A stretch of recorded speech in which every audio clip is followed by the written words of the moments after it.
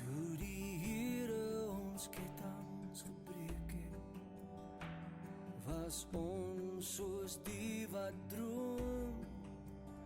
Ja, ons monde was vol met gelach, en ons tonge met jubel onttoon, en selfs ontkenners van die Here kon sien,